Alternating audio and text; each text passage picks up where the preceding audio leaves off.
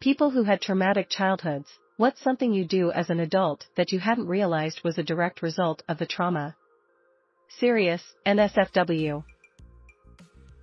Always being apologetic or never being able to make decisions. Language is full of tripwires for me. I cannot tolerate vagueness, because it has been used against me so much. Getting overly attached to people way too quickly, which usually pushes them away and just destroys me over and over again. Self-doubt. Need for affirmation. Can't take criticism well. I spent most of my life being a good test taker. Now I find it difficult to have patience with myself while I struggle to learn/pick up new things. I realized recently that a lot of the cruel things that were said to me have embedded themselves into my regular vocabulary under the guise of self-deprecating humor. I used to loathe physical touch. After much contemplation, I realized I didn't trust anyone enough to make myself vulnerable, even for a hug. Adrenaline dump at the slightest hint of conflict. Yelling and door slamming still gets me, at 37.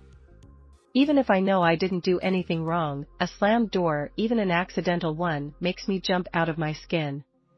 Also, speed reading. My mother helped me to learn to read. Her method was, one wrong word, one slap.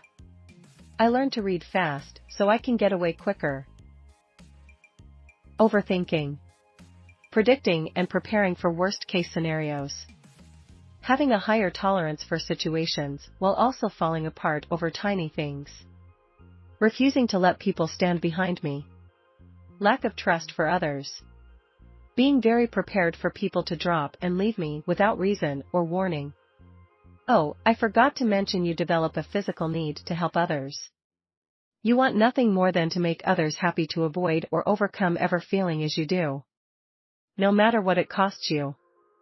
And you hope that you can make up for whatever it is you did to deserve it all. I can't have music up loud, like above normal speaking volume, and if I have headphones and they're really low volume or I'm only wearing one earbud, just in case there's someone trying to get my attention, I'm terrified of being called for and not hearing it. Also, I apologize for absolutely everything and am a people pleaser, to a toxic degree. Not sure if this is just really weird, but at work whenever I ask for a day off, every job I've had, I had given a detailed description of why and the purpose of needing it off. Finally, at my current job my direct supervisor would keep telling me, I don't need to know why. I did some reflection and realized that, in my youth, if I didn't explain things as far as being absent, feeling sick, needing to go to the doctor, if I didn't have a good enough explanation, I was completely disregarded. It got ingrained in me to find the best possible reasoning behind nearly every choice I ever made. I'm insanely flinchy, like I get startled super easily. People try to jump out and scare me, and they laugh when I jump back. I wish they knew, as it hurts sometimes knowing why it always gets me. Something I do that I recently learned other people don't do is constantly pay attention to my surroundings. I listen for footsteps, doors opening and closing, people's voices, water running in the pipes, cars pulling into the driveway, on and on. As a kid, I needed to know who was in my house and what they were doing. I keep saying sorry to every little inconveniences or any time I feel like I'm bothering someone. To this day, I still sleep on my stomach. When I failed the 4th grade, my dad was beyond pissed at his son being a failure. He told my mom to leave the house and had me drop my pants and take my whipping like a man. He beat me so long and so hard that the belt cut into my flesh and there were chunks that were hanging loose. I literally had to take a pillow to school the next week to sit down on. The teacher was concerned, so she called the principal, vice principal, and 2 other teachers as witnesses and had me drop my pants in the boys' restroom. They were horrified but didn't report anything when I told them why I was beaten. They told me to study harder to stop this from happening again. That was decades ago, but I still sleep on my stomach and never fail at anything I try to do. Depersonalizing. Derealizing. Losing bits of me. I people please at all times. I thought I was kind, but I'm actually trying to be as agreeable as possible out of fear. For years after I would get groceries, I would walk through the kitchen and stare at all the food I bought. I really hate it when people physically touch me. I do not prioritize myself. Be it health, time, or necessities. Everyone else in my life is ahead of me in the queue. This makes me seem incredibly helpful. Being helpful allows me to be present without being a target. Being helpful allows me to avoid my own problems because I'm too busy helping everyone else with theirs. Being helpful allows me to feel valuable instead of expendable. The only time I ever really take care of myself is if I know it will impact my ability to take care of someone else. It's the only way I've found to make healthier choices, and it's still barely enough. Have guilt when spending any amount of money. Eating very fast. I'm in my late 30s and I still have this problem. When we were given food, we usually had to fight siblings as there was never enough for us. At holidays, specific around Thanksgiving, I lost track of how many times my stepdad would get angry and throw the entire turkey dinner away. For good measure, he would spray the entire garbage can with bleach so we couldn't pick it out of the trash. So when you got food in my house, you would eat it as fast as you could before it was stolen from you.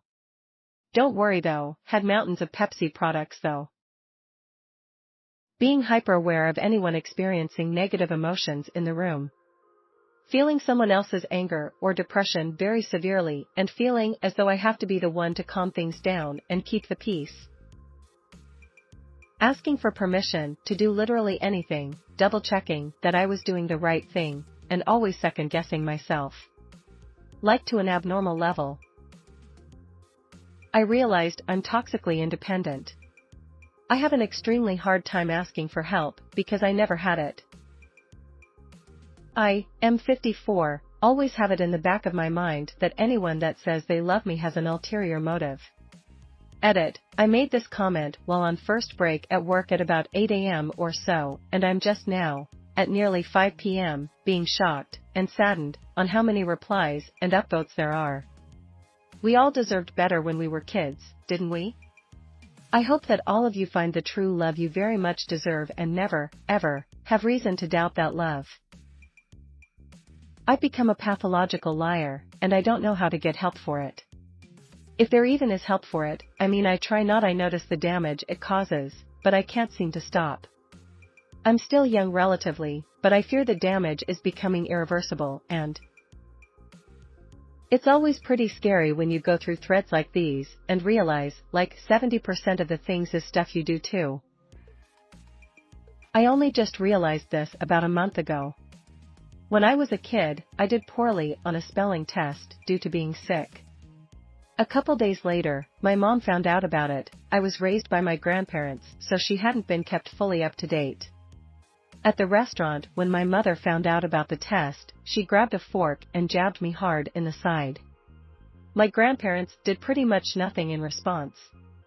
To this day, close to 4 decades later, I still spell random words in my head, because failing a spelling test was worthy of public stabbing.